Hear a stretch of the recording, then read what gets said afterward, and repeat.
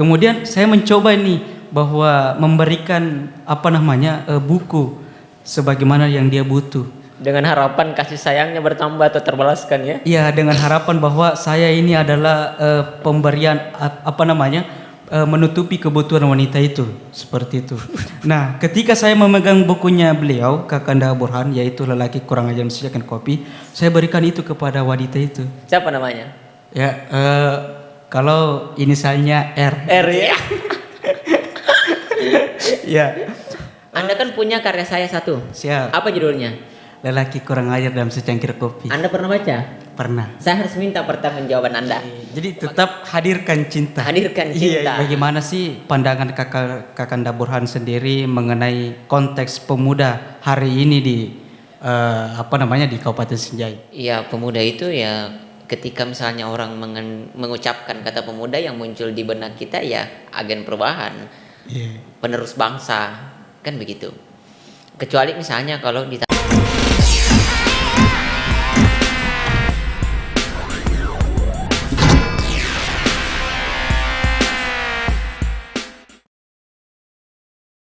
Assalamualaikum warahmatullahi wabarakatuh. Waalaikumsalam warahmatullahi wabarakatuh.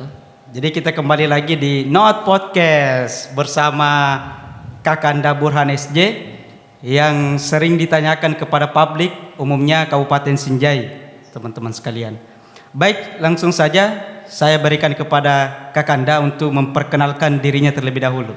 Ya, saya pikir pemirsa sudah cukup bosan dengan perkenalan saya, dan semua orang mungkin yang sering nonton podcast sudah tahu bahwa nama saya Burhan SJ. Iya. Lahir tanggal 8 Juni tahun 1994 di Desa Sahiring, Kecamatan Sinjai Tengah, Kabupaten Sinjai. Asli orang Sinjai. Asli orang Sinjai. Meskipun sekarang saya berdomisili di Sinjai Barat, kebetulan ibu orang Sinjai Barat di Desa Turangampaji, Kecamatan Sinjai Barat, Kabupaten Sinjai. Dan saya menetap di Sinjai Barat, rumah orang tua di situ. Meskipun belakangan kebanyakan di Sinjai Utara, di Sinjai Kota, karena aktivitas keseharian di sini. Ya, jadi itu ya. Jadi mungkin teman-teman perempuan ya umumnya, jadi asli orang Sinjai. Memang kenapa? Memang adakah kelihatan? Ya betul. Jadi saya sering ini menemukan deskripsi ya teman-teman sekalian. Adakah blasteran Arab Saudi atau Prancis? Ya, banyak pertanyaan. Pada umumnya banyak pertanyaan yang saya melihat atau cross check di media sosial bahwa Kabur ini sebenarnya orang mana? Apakah orang Sinjai asli atau mungkin orang Bone, seperti itu. Nah, itu tadi sudah disampaikan. Jadi teman-teman yang di Kabupaten Sinjai bisa melihat langsung ya bahwa inilah sosok pemuda di Kabupaten Sinjai, yaitu Kakanda Burhan. Ya. Nah, saya sebenarnya orang yang tersesat ke jalan yang benar. Oh, tersesat jalan benar. Bagaimana keterangannya itu, Kakanda? Ya, dulunya dinyatakan hilang jauh sebelum ditemukan tersesat ke jalan yang benar. Iya, asik. Dan berakhir menenangkan diri di studio. Oh iya. Nah, baik pemirsa. Jadi Kakanda Burhan ini masih dianggap sebagai tipikal pemuda seperti itu di kurang potensial. Ya, umumnya di Kabupaten Sinjai. Nah, saya ingin lebih tahu lebih dalam ini dalam kesempatan ini. Menurut Kakanda Burhan sendiri, bagaimana sih konteks kepemudaan itu menurut Kakanda Burhan sendiri? Iya, pemuda itu ya ketika misalnya orang mengucapkan kata pemuda, yang muncul di benak kita ya agen perubahan, penerus bangsa, kan begitu. Kecuali misalnya kalau ditanya lebih jauh, bagaimana seharusnya pemuda itu berkreasi. Nah, itu yang kemudian jadi pendiskusian panjang dan menjadi masalah bersama sebenarnya sebagai pemuda, di mana kita lihat bersama bahwa pemuda hari ini, ketika misalnya kita menarik garis dari sejarah, bahwa pemuda-pemuda di masa lalu itu adalah mereka yang mampu melakukan tindakan-tindakan yang menghasilkan perubahan bangsa yang lebih baik. Nah, itu yang kemudian menjadi pertanyaan, bagaimana pemuda hari ini? Bagaimana kita sebagai pemuda seharusnya bekerja untuk melakukan perubahan terhadap bangsa dan negara? Sementara dominan kita melihat hari ini hanya 2-3 orang misalnya dalam satu kelompok pemudaan, apalagi mereka yang tidak terakomodir dalam kelompok-kelompok organisasi kepemudaan misalnya. Itu kan mereka tidak berpikir tentang bagaimana kita sebagai pemuda. Bagaimana kita, apakah kita adalah pemuda dan bagaimana kita semestinya gitu. sebagai generasi bangsa ini. generasi penerus bangsa gitu. Iya, jadi saya sedikit kutip ya, jadi dari pernyataan Kakanda Burhan sendiri bahwa pemuda itu harus memberikan hasil, seperti itu kira-kira. Ya, agen Jadi objek. memiliki hasil dari dari upaya diri sendiri. Nah, kemudian pertanyaannya, bagaimana ketika pemuda yang tidak memberikan hasil di bangsa ini, mungkin umumnya di Kabupaten Sinjai itu sendiri? Iya, sebenarnya kan kalau kita berbicara dalam lingkup suatu bangsa dan negara ya, misalnya dalam konteks bernegara, iya kita harus meminta bagaimana pemuda turut andil dalam pembangunan. Kenapa? Karena selain ceritanya pemuda juga adalah bagian warga negara yang taat membayar pajak, pemuda juga menikmati fasilitas umum. Pemuda juga menikmati fasilitas yang disediakan oleh pemerintah. Selain itu, negara juga secara tersirat ya menitik beratkan kepada pemuda hal-hal yang amanah besar untuk kemudian bagaimana kita menghadapi masa depan gitu. Meskipun tidak diucapkan secara formal dalam bentuk administrasi, tetapi secara formilnya begitu, bahwa secara tersirat negara sebenarnya mengisyaratkan pemuda bagaimana menjadi agen perubahan, bagaimana amanat itu kemudian diberikan kepada pemuda untuk kemudian diembat untuk menghadapi masa depan yang lebih mengerikan. Ya, oke. Jadi itu ya. Kemudian begini, saya lebih ke pandangan Kakanda Bur sendiri. Bagaimana sih pandangan Kakanda Burhan sendiri mengenai konteks pemuda hari ini di di Kabupaten Sinjai? Kalau misalnya bertanya ke saya tentang konteks pemuda di Kabupaten Sinjai, jangankan pemuda secara umum ya, karena kan kita ketahui bersama bahwa gerakan perubahan itu selalu dipelopori oleh gerakan mahasiswa. Yeah. Dan itu berdasarkan basis sejarah. Tetapi ketika misalnya kita melihat di Kabupaten Sinjai bahwa gerakan mahasiswa sendiri tidak maksimal. Jadi kita tidak bisa menyalahkan sepenuhnya pemuda. Artinya tidak mengklaim ya. Mahasiswa sendiri ya, notabene juga adalah pemuda yang punya predikat tambahan itu tidak maksimal dalam gerakan perubahan. Apalagi pemuda secara umum yang tidak punya label pendidikan, tidak punya predikat tambahan yang disebut sebagai orang terdidik. Gitu. Jadi minim sih. Oh ya, jadi secara penilaian beliau bahwa masih minim ya, kira-kira ya, begitu. Minim sekali. Ya, minim sekali ya. Jadi baik itu teman-teman sekalian dari tanggapan melihat pemuda di umumnya dan Kabupaten Sinjai, pemuda di Kabupaten Sinjai. Nah, menurut saya ya, saya sendiri menganggap bahwa banyak kalangan pemuda yang terjebak atau terambisi. Seringkali kita temukan di media, di berita bahwa banyak kalangan-kalangan pemuda itu dia terjebak di dunia asmara, kira-kira begitu. Nah, bagaimana tanggapan Kakanda Burhan sendiri ketika ada kontes pemuda misalnya di Kabupaten Sinjai yang terjebak di dunia asmara? Bukan hanya di Sinjai, saya pikir itu adalah perilaku yang dialami oleh pemuda secara umum di semua daerah. Semua daerah. Iya. Saya sendiri rentan terjebak dalam dunia asmara.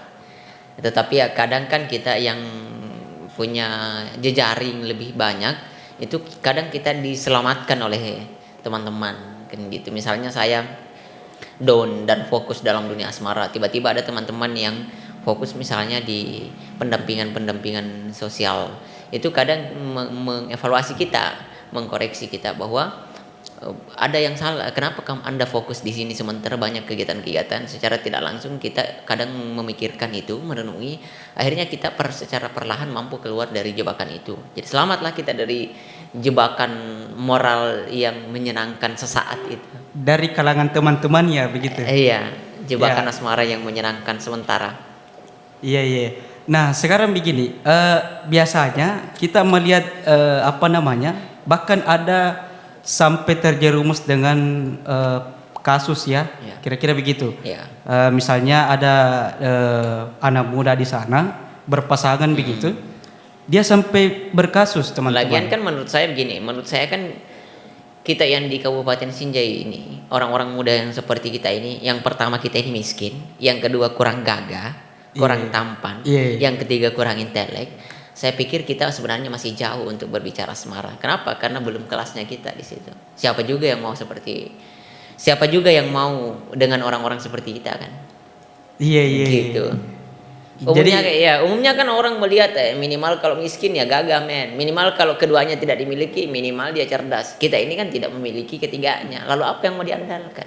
Melihat dari standar begitu. Iya. Orang bilang bahwa cinta tidak memandang penampilan. Lalu apa yang harus dipandang? Kita ini adalah makhluk sosial yang dilihat secara fisik. Bagaimana mengambil kesimpulan untuk menilai hal-hal yang tidak tampak? Misalnya sifat, karakternya gimana. Sementara yang ditampilkan adalah semua yang fisik. Bagaimana orang saja kadang 1-2 tahun setelah menikah baru tahu bahwa begini ternyata karakter asli dari pasangannya. Kita ini baru dekat ya tidak mungkin lah semua karakter asli dan sifat keaslian kita dimunculkan. Ya. Sementara yang orang kadang katakan cinta itu tidak mengenal fisik. Cinta itu tidak mengenal ini. Umumnya kita lihat khususnya di Kabupaten Sinjaya, cinta kita berbeda dengan cinta-cinta yang orang terangkan secara filosofis. Iya. Oke, kita kembali ke asmara. Nah, mungkin teman-teman juga pengen tahu ya, kira-kira begitu. Menurut Kakanda Boran sendiri, apa sih pengaruh asmara di kontes pemuda seperti itu? Nah, ketika kita bisa mengatakan bahwa pemuda sampai hari ini adalah generasi bangsa, ya, atau melanjutkan misalnya kepemimpinan di negeri ini.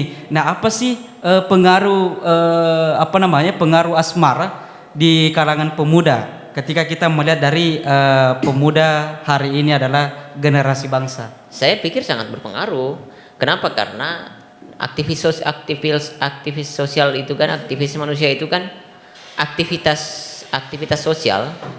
Aktivitas manusia itu kan dia akan fokus terhadap apa-apa yang dikerjakan. Dia tidak mungkin mengerjakan 5 hal misalnya atau banyak hal sekalian secara bersamaan. Jadi ketika seseorang mendalami asmara, maka dia akan fokus di situ dan dia akan merasa nyaman dan dia akan merasa berinovasi di situ. Sementara melupakan hal-hal lainnya. Jadi ketika teman-teman melihat ada temannya yang ketika mubung misalnya melihat ada temannya yang sedang menjalin asmara, sedang kasmarannya dengan pasangannya, yang bahkan tidak lagi sempat untuk menyelesaikan tugas kuliahnya, tidak sempat untuk kerja untuk kegiatan-kegiatan sosial dan sibuk pacaran. Iya wajar, kenapa? Karena dia sedang menikmati hubungan romantismenya di situ dan dia akan di situ. Semua sih pekerjaan begitu. Dan saya menganggap bahwa ketika misalnya teman-teman lain di aktivis misalnya dia mendalami kegiatan-kegiatan yang pendampingan sosial, dia juga akan fokus di situ. Jadi tergantung. Jadi kalau Anda tadi bertanya apa dampaknya adalah dia akan fokus di situ dan mengesampingkan hal lain yang ketika kemudian dikorelasikan dengan kehidupan sehari-hari, bahwa sebagai pemuda ada tanggung jawab yang lebih dari sekedar jatuh cinta dan menjalani kehidupan asmara. Apa itu? Adalah tanggung jawab sosial, yang mana itu adalah misalnya berguna terhadap lingkungan. Iya. Gitu. Jadi, belum lagi tanggung jawab akademik, mencerdaskan kehidupan bangsa. Iya. Jadi tetap hadirkan cinta. Iya. Dan kerjakan yang lain. Iya, sangat luar biasa nah. Baik, jadi kemudian begini teman-teman sekalian, saya kan juga melihat karya, ya, terutama beliau karya Burhanis J. Saya tidak salah sudah ada 8 buku mungkin yang sudah diterbitkan oleh Kakanda sendiri. Dan salah satu karya saya Anda miliki. Siap. Iya, saya juga harus bertanya tentang meminta pertanggungjawaban Anda di mana karya saya sekarang dan Anda gunakan untuk apa itu. Sebelum itu kopi saya habis men.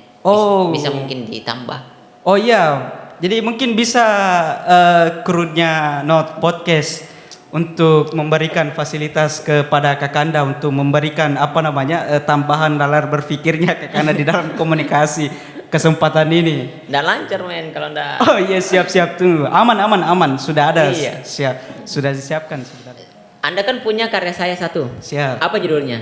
Lelaki kurang ajar dalam secangkir kopi. Anda pernah baca? Pernah. Saya harus minta pertanggungjawaban Anda.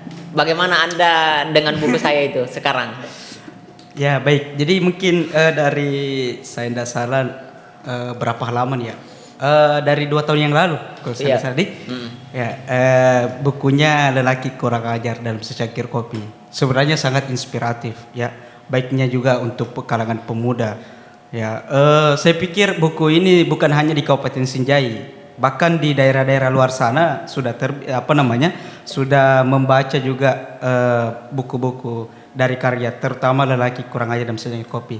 Nah, misalnya saya sendiri nih bercerita tentang Lelaki Kurang Ajar dalam Secangkir Kopi, ya sangat menarik ya. Dari apa yang saya baca, saya menemukan sebuah pemaknaan atau artikel bahwa saya juga menyadari bahwa sejatinya cinta di kalangan pemuda nampak ada aroma aroma tubuh yang berselera kopi.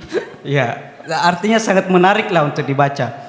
Nah, kemudian jujur saja hasil karyanya beliau dalam bukunya Lelaki Kurang Ajar dalam Secangkir Kopi saking menariknya, jujur saya pajang di kamar saya begitu.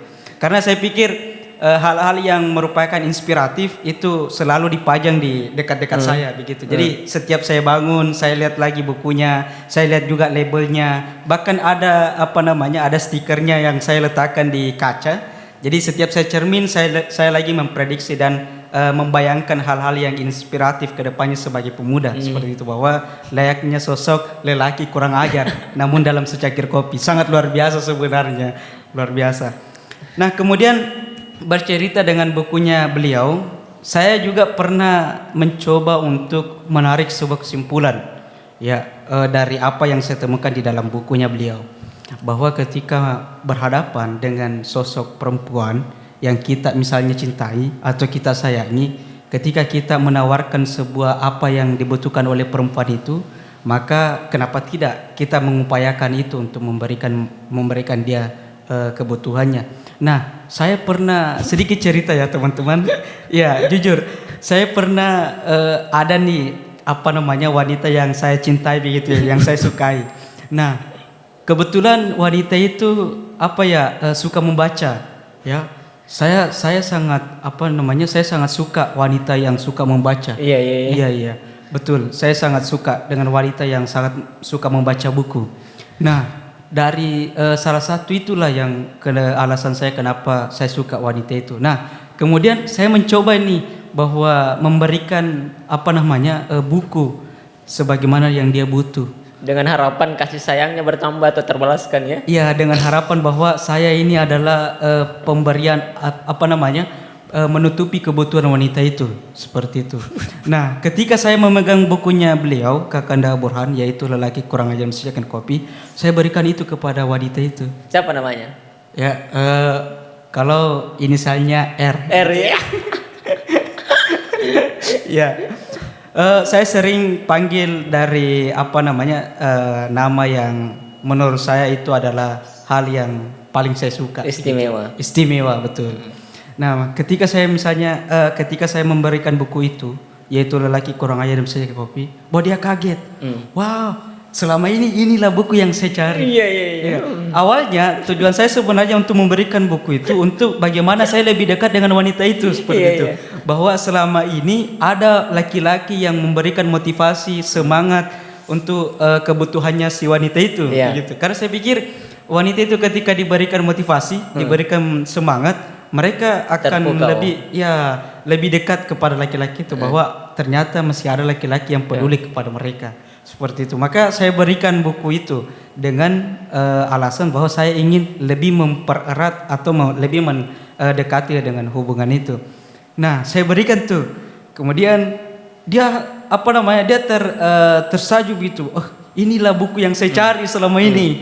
Ya, boleh saya ketemu dengan penulisnya? Iya. Nah, lama kemudian teman-teman sekalian, saya ketemukan, bilang, ya saya siap, saya bisa pertemukan dengan penulisnya buku ini. Nah, saya ajak wanita itu untuk ketemu dengan Kakanda Bur, begitu, sebagai penulisnya.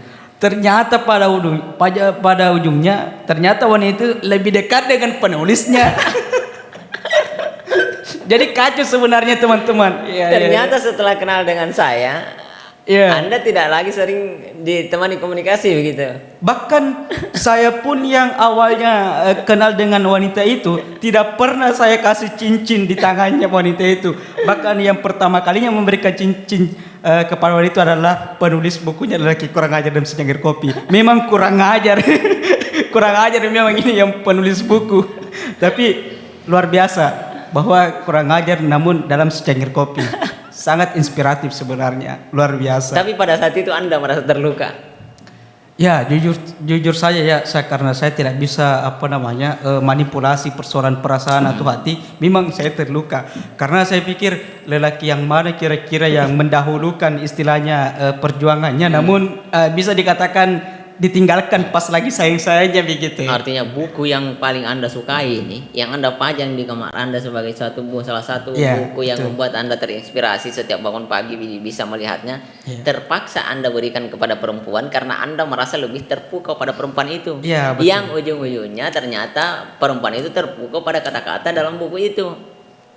Iya betul. Artinya melihat dari bukunya, bahwa ada beberapa kalimat yang mungkin menyentuh wanita begitu. Tapi saya yakin R akan menonton podcast ini. Siap. Nanti ketika R menonton podcast ini dan dia ingin juga klarifikasi atau memberikan tanggapan yang tanggapan supaya menganggap bahwa jangan sampai apa yang Anda katakan tidak sesuai dengan yang dilakukan si R ini, dia bisa nanti klarifikasi dan saya akan ajak dia diskusi. Siap. Dan saya juga bisa bertanggung jawab atas perkataan saya. Ini persoalan hati, bukan Dufan. Bukan ajang permainan. Iya. Tapi begini, teman-teman, mungkin juga teman-teman yang ada di sana ingin mencari tahu ya, bahwa sebenarnya apa sih hal yang menarik atau bahan motivasi, inspirasinya beliau sang penulis buku sehingga banyak kalimat-kalimat yang dilahirkan di dalam buku itu menyentuh hati perempuan begitu. Mungkin ada yang bertanya seperti itu di teman-teman Not Podcast. Tapi tidak banyak sih sebenarnya kalau di Sinjai saya amati tulisan-tulisan saya tidak cenderung disukai. Jadi kebanyakan pembaca tulisan-tulisan saya itu seperti teman-teman di Sumatera, di Jawa. Itu yang banyak membaca. Kenapa? Karena mungkin teman-teman di Sinjai khususnya teman-teman yang mahasiswa tidak terlalu akrab atau belum akrab dengan istilah-istilah yang sering saya gunakan dalam karya saya yang karya bersifat sastra sih sebenarnya. Seperti tulisan saya yang pernah viral juga, salah satu judul tulisan saya yaitu Kita yang Sasu Mereka. Iya. Bagi kita yang di Sinjai bisa saja beranggapan bahwa tulisan itu terlalu vulgar. Tapi bagi orang-orang di luar sana justru menganggap tulisan seperti itu sebagai tulisan yang mampu melampaui cara berpikir umum, yang mampu keluar dari kotak keseragaman kita yang sastu mereka.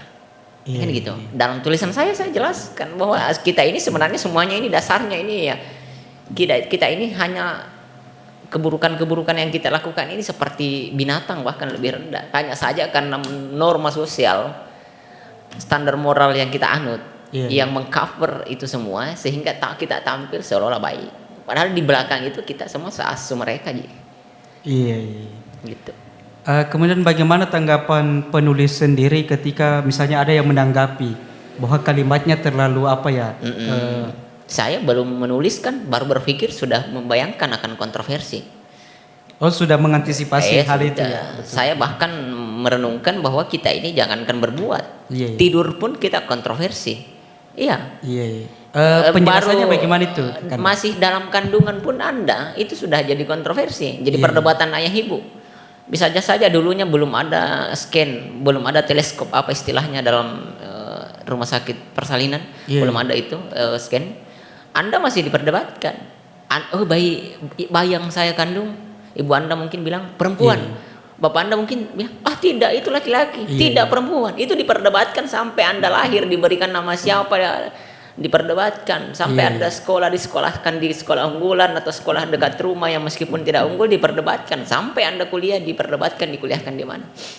Sampai Anda menikah, dinikahkan dengan siapa. Sampai Anda meninggal, dimakamkan di mana dan dimakamkan kapan. Itu akan jadi perdebatan terus. Jadi hidup ini adalah kontroversi. Orang diam pun ada kontroversi. Kenapa? Karena hukum alam. Jadi saya anggap semua tindakan manusia akan kontroversi. Nah, karena itulah saya merasa ketika setiap kali saya menulis ya konsekuensinya mau kontroversi apa itu sudah mutlak kontroversi. Tapi persoalannya yang penting adalah bagaimana saya tidak berhenti hanya karena orang-orang mensumpah serapah tulisan saya. Karena saya merasa bahwa menulis itu adalah kemerdekaan saya. Mau orang anggap sampah, mau orang anggap itu adalah mutiara, itu adalah tulisan saya dan itu adalah duniaku. Seperti yang dibayangkan Sartre bahwa setiap penulis seharusnya sudah membangun dunianya sendiri. Entah dia dihina, entah dia dipuji setinggi-tingginya, dia harus menempatkan kata seperti penembak katanya supaya tepat sasaran. Dan menulis adalah bekerja untuk keabadian juga, kata Pramudia Anantatur. Jadi saya tidak peduli orang mau bilang apa, lagian saya tidak hidup berdasarkan komentar mereka kan. Iya betul. Malahan menurut Kakanda sendiri bahwa semuanya harus harus menulis begitu. Iya, dan meskipun Anda fokus bertanya ya jangan lupa juga bahwa Anda sedang merokok, bakar dong. Siap. Ya, saya hormat sama Kakanda beliau. Ya. Jadi sangat luar biasa ya teman-teman. Saya pikir bahwa salah satu motivasi dasarnya beliau sang penulis itu tadi bahwa tidak memikirkan pembicaraan orang lain begitu. Bahwa hidup ini memang dari awal sudah kontroversi. Jadi tidak memiliki perdebatan orang di luar sana, tetap memiliki tetap fokus kepada diri sendiri. Artinya beliau juga merasa bahwa itulah kemerdekaannya beliau. Iya kan, selama ini kita ambil contoh. Selama ini kan kita terlalu banyak hidup berdasarkan anggapan orang. Iya. Misalnya begini, Mur, kau itu baiknya begini, Mur, kau itu baiknya begitu. Secara tidak sadar, saya ini melakukan itu. Dan secara terpaksa, saya ini lama beradaptasi dengan diri saya sendiri hanya untuk melakukan apa yang dikatakan orang.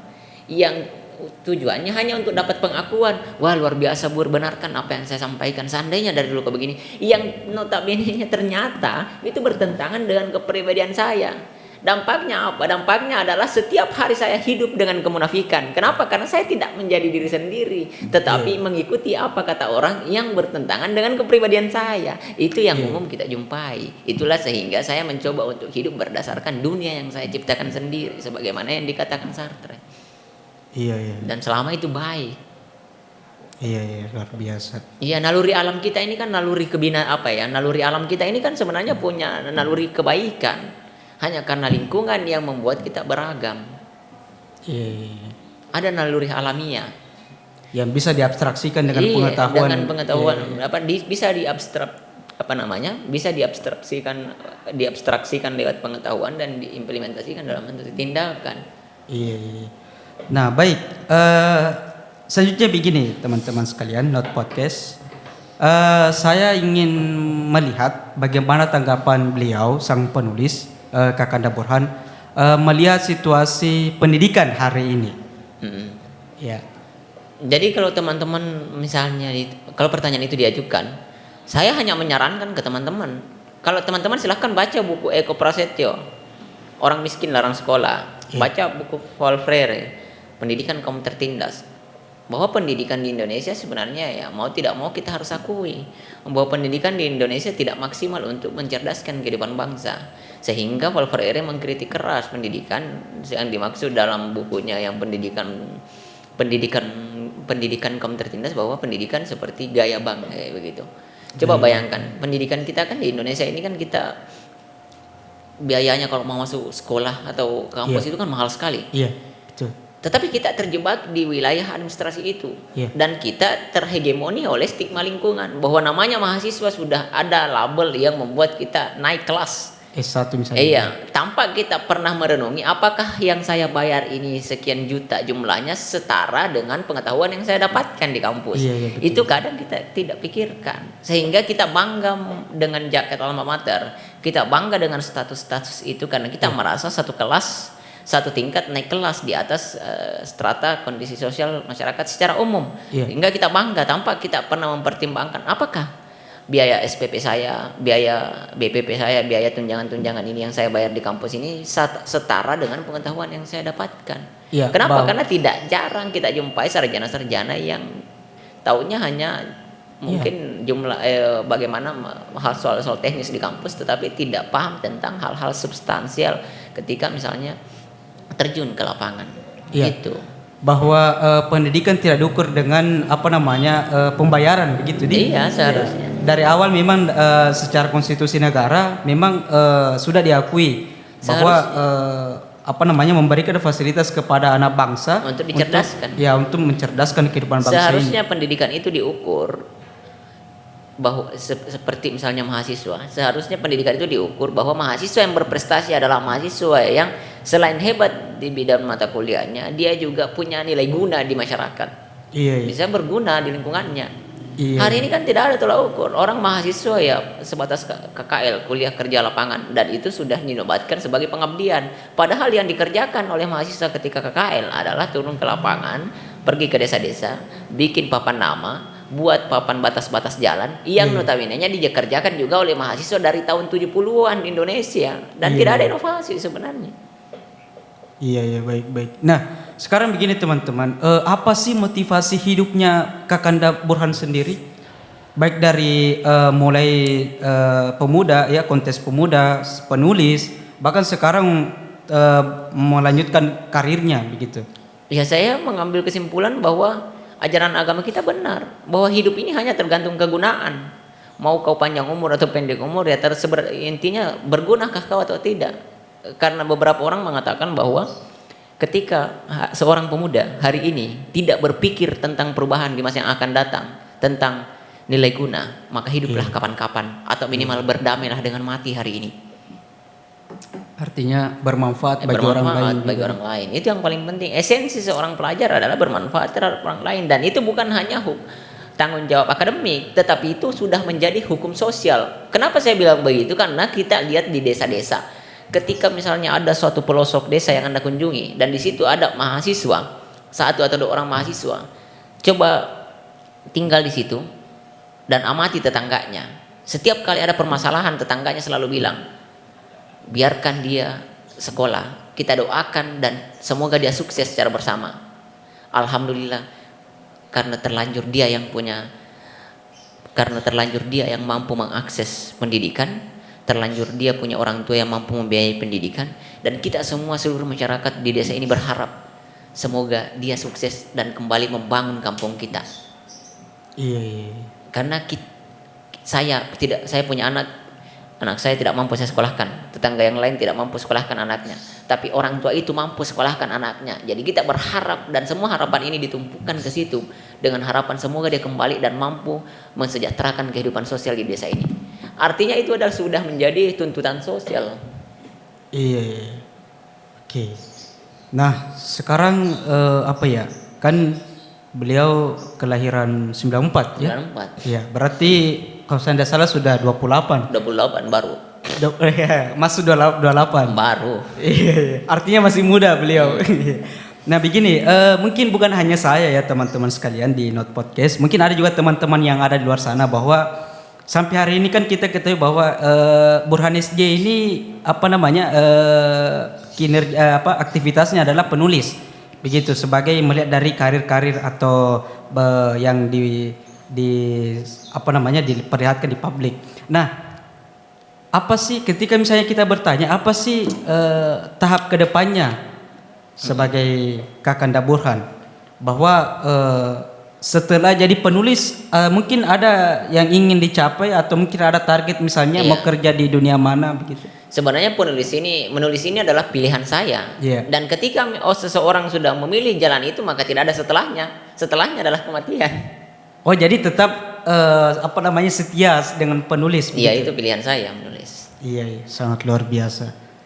Ya. Gitu. Nah, apa menurut Kakanda Burhan pencapaian seorang penulis? Karya. Yang akan dilihat atau dinikmati oleh anak dan cucu-cucunya nanti. Semua orang.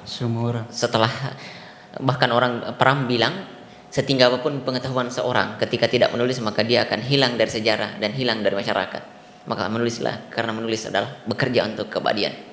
Iya. Kalau Anda ingin mengenal dunia, membacalah. Kalau Anda ingin dikenal dunia, menulislah. Dan kalau Anda ingin menaklukkan keduanya, bertindaklah. juga memberikan motivasi kepada dunia pendidikan itu sendiri. Iya. Iya. Dan gitu. Karena kan apa yang mau dipelajari hari ini kalau tidak ada tulisan sejarah di masa lalu? Anda tidak mungkin belajar tentang Socrates kalau Plato tidak menulis tentang hidupnya. Anda tidak mungkin belajar Plato kalau Aristoteles tidak menulis tentang sejarah-sejarah pemikiran Plato. Demikian seterusnya. Jadi seandainya orang-orang di masa lalu tidak menulis, apa yang akan kita baca hari ini sebagai sejarah? Gitu. Iya. Jadi menulis itu adalah menyelamatkan pengetahuan sebenarnya. Menyelamatkan pengetahuan. Oke. Itulah yang disampaikan oleh Kakanda Burhan sebagai penulis buku. Nah, terakhir ya, kita ingin dengar dari penulis buku itu sendiri, Kakanda Burhan. Apa yang bisa diberikan untuk para penonton ini di Not Podcast sebagai penulis buku ya, baik dari yang kita tadi bahas kontes pemuda, asmara dengan pendidikan. Saya hanya akan mungkin dari kepemudaan, dari asmara mungkin di sesi lain. Iya. Dan pada kesempatan ini saya hanya akan memberikan motivasi dari sisi penulisannya. Iya. Bahwa terakhir saya sampaikan bahwa ada beberapa hal yang dipisahkan oleh jarak dan tidak bisa disatukan oleh apa-apa kecuali lewat tulisan. Karena itu menulislah supaya tidak ada lagi risau yang bisu. Sekian dari saya, Burhan SJ. Terima kasih. Luar biasa. Iya. Luar biasa. Baik, itulah teman-teman Not Podcast. Kita sudah kurang lebih 30 menit bersama Kakanda Burhan SJ. Sangat inspirasi buat pemuda, baik dari kalangan pemuda, baik dari kalangan mahasiswa, dan juga golongan-golongan pemuda yang sedang menikmati asmaranya di luar sana. Ya, itulah tadi hal-hal yang disampaikan oleh Kakanda Pemuda. Semoga bermanfaat untuk kedepannya, baik dari pemuda dan umumnya di Kabupaten Sinjai. Ya, sekian dari saya, Andi Edi Sofyan. Nanti kita akan melihat bagaimana kedepannya selanjutnya di Not Podcast. Terima kasih.